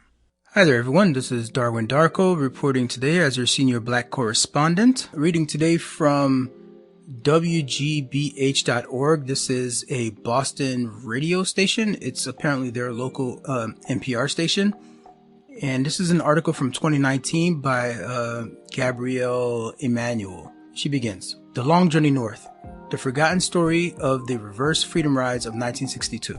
After 3 days on a Greyhound bus, Layla Mae Williams was just an hour from her destination, Hyannis, Massachusetts, when she asked the bus driver to pull over. She needed to change into her finest clothes. She had been promised the Kennedys would be waiting for her. It was late on a Wednesday afternoon, nearly 60 years ago, when that Greyhound bus from Little Rock, Arkansas pulled into Hyannis. It slowed to a stop near the summer home of President John F. Kennedy and his family. When the doors opened, Layla Mae and her 9 youngest children stepped onto the pavement. Reporters' microphones pointed at her, their cameras trained on her family. The photographs in the next day's newspaper show Layla Mae looking immaculate. In an elegant black dress, a triple string of pearls, and a white hat, she was dressed up to start a new life. She was going to have a job, and she was going to be able to support her family, one of Layla Mae's daughters, Betty Williams, remembered in a recent interview, her first on the topic. Before coming north to Massachusetts, Layla Mae had been promised a good job, good housing, and a presidential welcome. But President Kennedy was not there to meet her. Margaret Mosley was.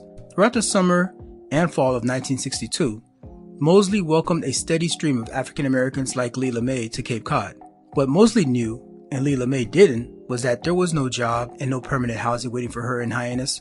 Mosley knew Layla Mae and others were pawns in a segregationist game. It was one of the most inhumane things I have ever seen, said Mosley, a longtime civil rights activist, in a televised interview a few years before her death. Fuming over the civil rights movement, Southern segregationists had concocted a way to retaliate against Northern liberals. In 1962, they tricked about 200 African Americans from the South into moving north. The idea was simple. When large numbers of African Americans showed up on Northern doorsteps, Northerners would not be able to accommodate them. They would not want them. The hypocrisy of Northern liberals would be exposed. The reverse freedom rides have largely disappeared from the country's collective memory. The scheme almost never appears in history books and is little known even in Hyannis, the primary target of the ploy.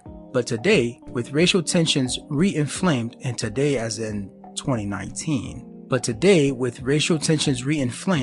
some hear echoes of that segregationist past in America's present. And for the family that came north based on a lie, the journey has cast an enduring shadow on their lives. 100 years after the Civil War, the North and the South were still caught in a vicious struggle over civil rights. In the summer of 1961, black and white activists boarded Greyhound buses and crisscrossed the South with the goal of integrating seating on interstate buses and in bus terminals. Southern segregationists, who were still furious over the school desegregation fights that dominated the 1950s, saw the Freedom Riders as no more than sanctimonious provocateurs. When the buses pulled into cities across the South, they were greeted by mobs armed with bats and firebombs.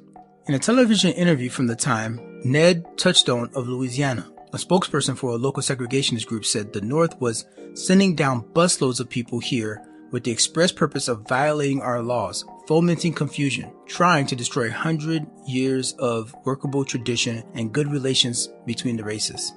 Touchstone and other segregationists thought there was no way the Freedom Riders or their fellow Northern liberals actually cared about integration, interstate transit, or advancing civil rights. Instead, they were convinced it was all a strategy to embarrass the South and capture black votes.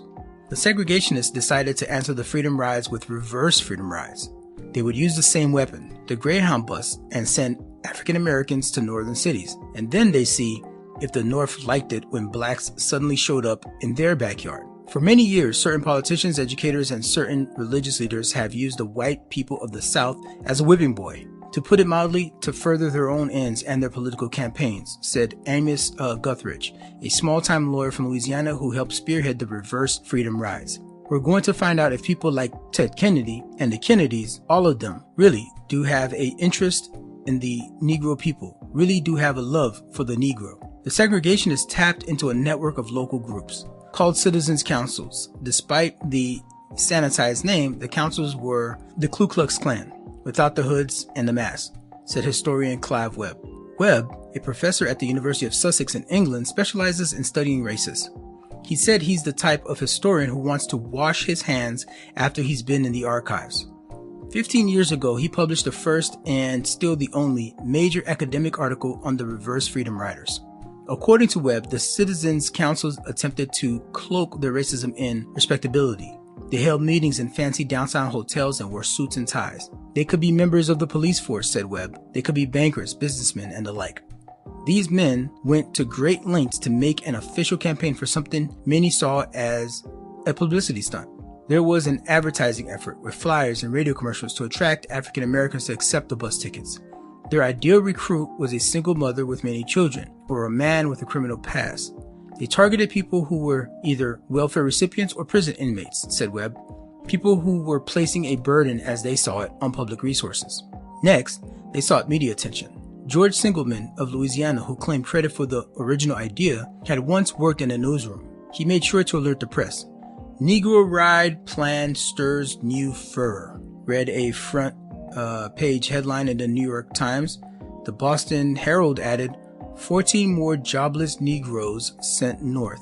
As spring rolled into summer and then into fall, nearly daily articles chronicled the scheme as it unfolded. Relishing the coverage, Guthridge said in an interview, if it takes 2 weeks, 2 months, 2 years, 5 or 10 years, we will continue it until the white people up there tell those politicians we are tired of using the American Negro for a pawn just for their votes. But when talking to reporters, the segregationists were not always so transparent about their motives. They offered ever-changing justifications for the scheme. Guthridge claimed the idea was born of a Christian charity. We began this program in a spirit of beneficence and humanitarianism, he declared in one interview. Touchstone said his primary motivation was to bring about a more equitable distribution of the colored population. He added that African Americans were begging for assistance. Is it a crime to help people who come to you and say, boss man, I want to go to the north, he said. Is that what it sounded like? Singleman cited great American tradition as the rationale for the reverse freedom rides. Our forefathers put everything in their possession into covered wagons and went out across the plains. In those days, it was rugged Americanism. Now today, for some reason or other, it's been frowned upon. I don't understand it, he said. Their actual motives, revealed when the TV cameras were off and a decade and a half had passed, were far more sinister. There's something in the black makeup that when they get to 11, 12 years of age, their learning ability comes to a grinding halt, Singleman said in an oral history interview. Lying, cheating, toting, and stealing, that's the only thing they're good for. It was the racist mindset that made Singleman confident the Northerners would reject those sent their way. He was relying on an assumption that Northerners were just as racist as he was, but more opportunistic. The Citizens Council had envisioned sending thousands north, but in reality, far fewer made the journey. A couple hundred African Americans, mostly from Arkansas and Louisiana, accepted the tickets to New York, New Hampshire, Indiana, Idaho, Minnesota, California, and elsewhere. The largest number, exactly 96, arrived at the makeshift bus stop closest to the Kennedy Summer White House in Cape Cod. For Leela May and her children, Massachusetts was far, far away from the Williams home in rural Arkansas. So that is a snapshot of this article. It's a pretty long article. They really focus in on this Williams family. And there's also some videos to accompany it. I suggest you folks check it out. Thanks for listening. This is Darwin_Darko. Thanks for listening, and back to you, David. Okay, so I guess we have our answer. It did, in fact, work, and we're going to cross our fingers and hope that the music is, in fact, royalty-free. And Darwin says it was marked that way anyway, and it's out there on YouTube. So, you know, if YouTube's going to get mad and ban our broadcast because we used material that their site said was royalty-free, why, I don't know.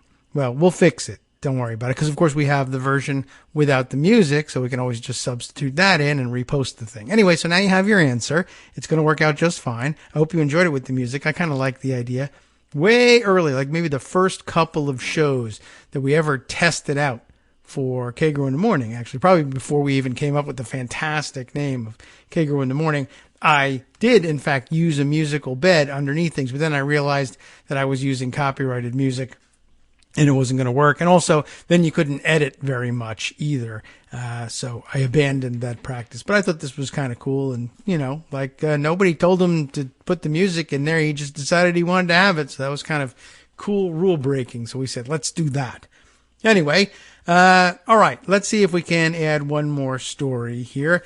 Here's one that might be perfectly appropriate for the day or inappropriate depending, I mean, I guess, on whether or not you think everybody ought to be repenting on this day. It's in Salon magazine, and it too is from Amanda Marcotte. She makes the show, I think, twice this week already, with this headline: Ginny Thomas and the Oath Keepers signal the no regrets phase of January 6th apologia. So very interesting on the Day of Atonement to see that they won't be atoning for any of this. Marjorie Taylor Greene, whom we know as Murdery Trader Greene, and Donald Trump also spent the weekend justifying political violence. Which weekend? Last weekend. This was published on October 3rd. Let's get through it here. Ginny Thomas is sticking to the big lie, even when testifying before the January 6th committee, which you're not supposed to do. Definitely not. We still don't know her exact phrasing, but reports from members of the January 6th committee indicate that the right-wing activist and wife of Supreme Court Justice Clarence Thomas reiterated during her testimony last week the false belief that President Joe Biden stole the 2020 election from Donald Trump. Whether or not she was sincere in this claim is hard to discern. She also told the committee she never speaks about her extensive political activism with her husband, a claim so implausible that it casts doubt on the truthfulness of anything at all that she said during an interview in which she was not put under oath. By the way, just legally speaking, if she speaks to this, speaks to Clarence about this, if he knows, I mean, I don't know whether he really knows this, but you can't lie to Congress whether you're under oath or not. You can be charged with perjury, a very different, similar but separate crime if you were under oath and lied. If you were not under oath and simply lied to Congress, you'll just be charged with lying to Congress, which is a different infraction. But anyway, they won't charge her because she is who she is. Telling the January 6th committee that you still believe the big lie may seem on its surface to be a really bad idea, but there may be a method to the madness here. It's so crazy it just might work. After all, Ginny Thomas was deeply involved in Trump's attempted coup in 2020, as shown by a bevy of text messages to Trump's chief of staff, Mark Meadows, and emails to swing state legislators urging them to throw out the results of the election. Unable to plead innocence, Thomas may have decided the better course of action is to argue that her actions were justified by a sincere belief in the big lie. Thomas is not alone in going this route. On Monday, opening arguments kicked off in the high-profile trial of Stuart Rhodes and four other members of the far-right Oath Keepers, who are accused of seditious conspiracy for their extensive role in organizing the storming of the Capitol on January 6th. Like Thomas, there's just way too much text message and email evidence for the Oath Keepers to deny their actions or intentions. Instead, they're going to argue their behavior was justified by the belief that the election was stolen and that Trump told them to do it. Rhodes' attorney has said that his client will eventually take the stand to argue that he believed Trump was going to invoke the Insurrection Act and call up a militia, whatever militia that might be, which Rhodes had been calling on him to do to stop Biden from becoming president, reports the Associated Press. As Mike Giglio, I don't know whether he says it that way or Giglio, but as he explained in the New Yorker, or maybe New Yorker, I don't know, you tell me, the defense strategy is to argue that the pre-planning of the insurrection was not only legal, but patriotic.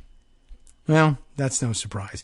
Even when the riot was going on, Trump and his allies were strategizing about how to spin the insurrection and the efforts to overthrow the election that preceded the violent assault on the Capitol. As insurrectionists were still battling Capitol Police, the text message log from Meadows shows that both Trump advisor Jason Miller and Representative Murdery Trader Greene were brainstorming lies that Trump and his team could tell to deflect blame. Miller suggested falsely claiming that the rioters were likely Antifa or some other crazed leftists, a lie that ended up getting leveraged at various times by right-wing pundits over the next year and a half. But the Trumpist line on January 6th has slowly been morphing from "it wasn't us" to "it was justified" for months now. The effort is led by Trump himself, who struggles to conceal his pride over January 6th, which demonstrated his immense power over many of his followers. In recent months, and especially after the FBI raided Mar-a-Lago to retrieve classified documents Trump illegally removed, Trump has only doubled down on his unsubtle view that violence is a useful tool to get what he wants. He's escalating the threatening language and demonizing attacks on anyone he perceives as an obstacle to his power, a strategy no one can, in good faith, pretend isn't serious after January 6th. Friday night, last Friday, Trump did it again, releasing a diatribe on social media accusing Senate Majority Leader Mitch McConnell of having a, quote, and in all caps, death wish, and making a racist joke about McConnell's wife. Like, for good measure, we'll throw that in. As he usually does, Trump adopted a passive tone when talking about violence against his perceived enemies, pretending he's just, quote, predicting bad things will befall them and that he's not encouraging such things. At a Saturday rally, he also praised Thomas for continuing to back the big lie, furthering the no regrets messaging around January 6th. Taylor Greene was even less subtle at the very same rally. Democrats want Republicans dead and they have already started the killings. I told you about that one. She declared this using the language she used was conspiratorial, with echoes of the QAnon conspiracy theory cult that she is heavily connected to. But the case she used to justify this false accusation appears to have been a drunken fight in North Dakota. This is different from the one I told you about the other day that she also got wrong, where somebody was canvassing about abortion and was told to leave the property and wouldn't do it, and somebody fired a warning shot at him. That went bad. But a different part of the accusation of the killings that had already begun appears to have been about a drunken fight in North Dakota. It's linked in the text if you want to take a look, which is not at all a sign that there's been some kind of go signal for Democrats to start killing Republicans. The same, however, cannot be said of Taylor Greene's comments. On the contrary, speeches like hers should be understood as incitement to violence. As Mark Folman explained in the most recent edition of Mother Jones magazine, rhetoric like this is what experts call stochastic terrorism, whereby a leader vilifies a person or group in ways likely to instigate random supporters to attack those targets, while the instigator maintains a veneer of plausible deniability. Folman has been carefully documenting Trump's tendency to wish for violence or use of violence excusing language, and the escalation in the past few weeks has been alarming. By the way, at this point, I'd like to throw something else in there because there was another term that was thrown out there for describing what she had done, which I thought was very interesting. I'll just throw it in as a parenthetical comment here. It comes from Seth Kotlar, who teaches U.S. history at Willamette University. I know how to pronounce that now. And among other things, I guess, but in his Twitter profile, he notes that that is the case. And he takes the same clip from Murdery Trader Greene and says that the term for this sort of rhetoric, he has a different description of it. The term for this sort of rhetoric is accusation in a mirror. I thought that was really interesting. I mean, it's basically a kind of way of restating the every Republican accusation is a confession thing, but that's sort of a catchy phrase, accusation in a mirror. And scholars of genocide, he goes on to say, identify it as a major warning sign when political leaders start talking like this. I thought that was really interesting and worth noting. But now back to Amanda Marcotte's article here. Taken together, a disturbing picture is emerging. There's an acceleration both in intimations of violence and justifications for it. No doubt Thomas would deny that her reiterating a belief in the big lie contributes to an atmosphere of political violence, but there is no way around that fact. If you really do believe that democracy is being stolen by Democrats, then that justifies violence. Indeed, that's a huge reason the big lie was invented in the first place, to give a moral pretext, to immoral efforts to overthrow the democratic system. The doubling down on the big lie by figures like Thomas and the Oath Keepers, in turn, suggests that Trump's biggest fans think it's still a useful tool to give cover to otherwise inexcusable actions.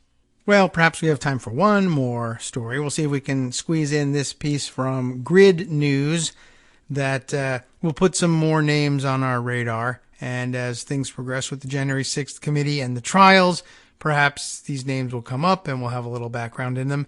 Meet the Kramers. I imagine it's Kramer, or it could be Creamer, I suppose. Kremer. Meet the Kramers, leaders of MAGA group Women for America First, in the crosshairs of a January 6th grand jury. And the subheader tells us that Amy and her daughter Kylie Jane were key organizers for Trump's January 6th rally. Now they're facing inquiries from a growing number of federal probes. Jason Palladino reports for us here. This back from September 15th. It's been in pocket for a while, so I thought today was a good day to pull it out. A federal grand jury investigating the former president's efforts to overturn the 2020 election has subpoenaed a small group that played a huge role in the events of January 6, 2021, the little-known group Women for America First, and its activist founders were key facilitators of Donald Trump's January 6th Ellipse rally, who appeared to have had inside information on Trump's secret plans for the day. They had previously organized bus tours and other protests that spread baseless stolen election propaganda. To date, transparency has largely eluded the group. Organized as a dark money entity, Women for America First is not required to disclose detailed donor information. The IRS does not show any tax returns for the group, which could disclose details of its finances and inner workings. The agency has struggled with processing backlogs and did not respond to inquiries from Grid. Women for America First did not respond to inquiries for this story, including a request to produce copies of its tax returns as required by law. The activists, Amy and Kylie Jane Creamer, founded Women for America First in 2019. The mother-daughter duo has remarkable ties to key Trump world figures, including former White House Chief of Staff Mark Meadows and, you'll never guess, MyPillow founder Mike Lindell, who has reportedly helped fund the group's activities. The Kramers, Meadows, and Lindell did not respond to requests for comment for this story. After Trump's election loss, the Kramers swiftly emerged as the most effective propagators of the big lie that the election was stolen from Trump.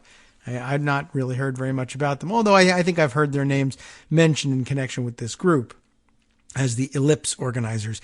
Amy Kramer, a self-described extremist MAGA Republican, confirmed her group received a grand jury subpoena in a tweet Saturday. Not the subpoena wasn't in a tweet. Their confirmation was in a tweet. In addition to the January 6th Trump rally, the Kramers and their group produced smaller rallies in the nation's capital in November and December of 2020, also focused on baseless claims of a stolen election.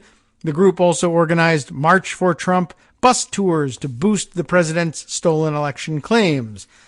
Harmeet Dillon, the group's lawyer, not Harriet, Harmeet, confirmed that the grand jury subpoena seeks information on communications the group had from October 2020 through January of 2021, as well as information about the January 6th rally.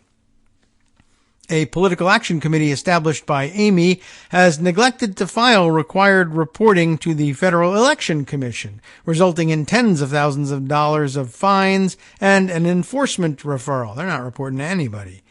The PAC, Women Vote Smart, has not filed required disclosures since January of 2020, according to the FEC's records.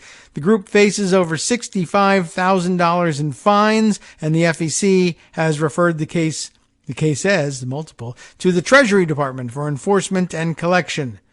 Women Vote Smart is a repeat offender, said Stuart McPhail, senior litigation counsel at Citizens for Responsibility and Ethics in Washington, an ethics watchdog, crew. Unfortunately, these automatic fines are one of the few forms of enforcement remaining at the FEC, which regularly deadlocks on proceeding with any more serious violations.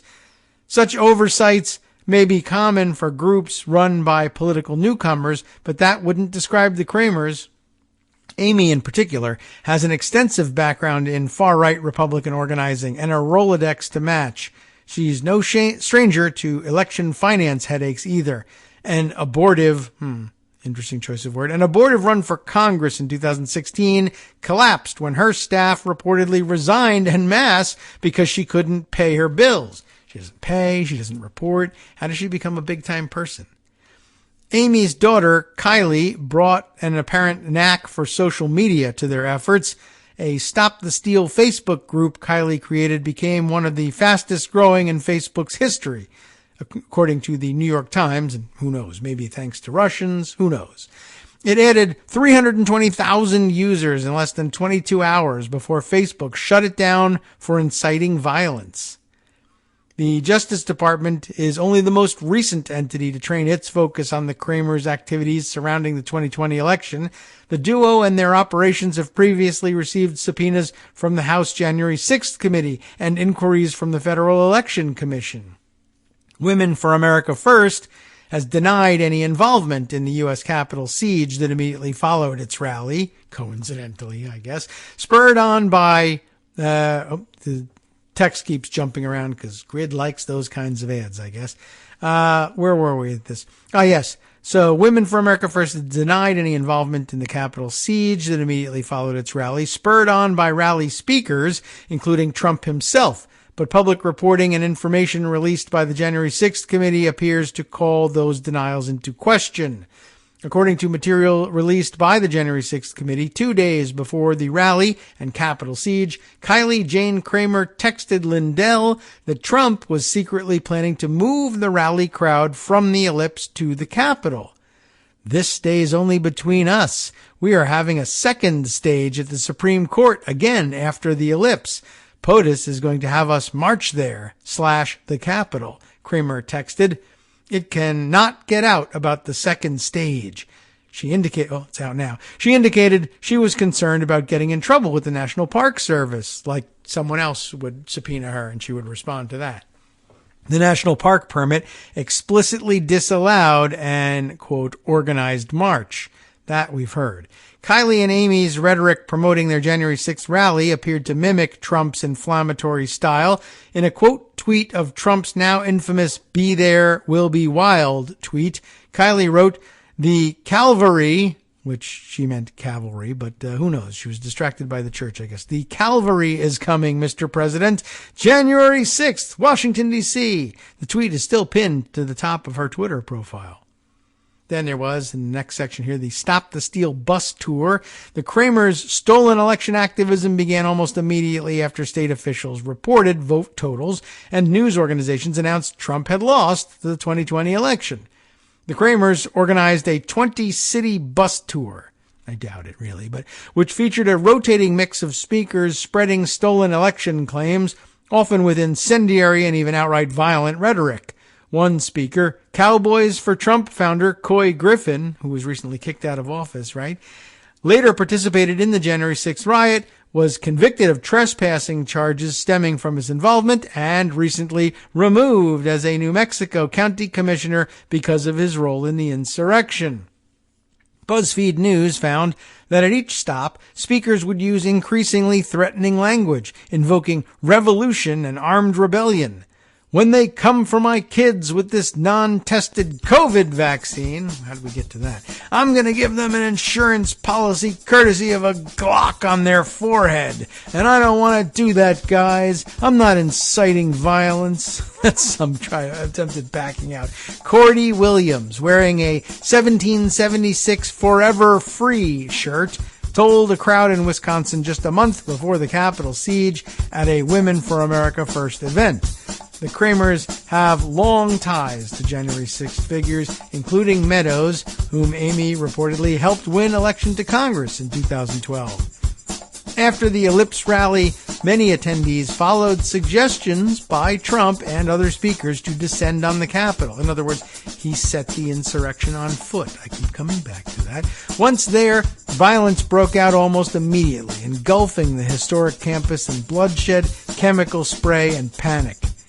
The Kramers appear not to have followed the crowd, but instead retreated to their suite at the Willard Hotel, where they and their guests reportedly noshed on room service and sipped champagne and watched TV coverage of law enforcement struggling to regain control of the Capitol complex. Cheese and charcuterie should be here at 6 p.m. and dinner around 7 p.m. Amy reportedly texted two fellow rally organizers around 5:30 that evening. From Daily Kos Radio on networksradio.com. You have been listening to the Kagro in the Morning Show with David Waldman. Wasn't that just darling, everybody? Charcuterie after the riot. Well, okay, that wraps it up for today. Hope you enjoyed today's pre-recorded show. We actually ran a little bit long, which is a little bit unusual. We'll be back live tomorrow, having repented of everything, only to start running up the tab for next year. We'll see you then.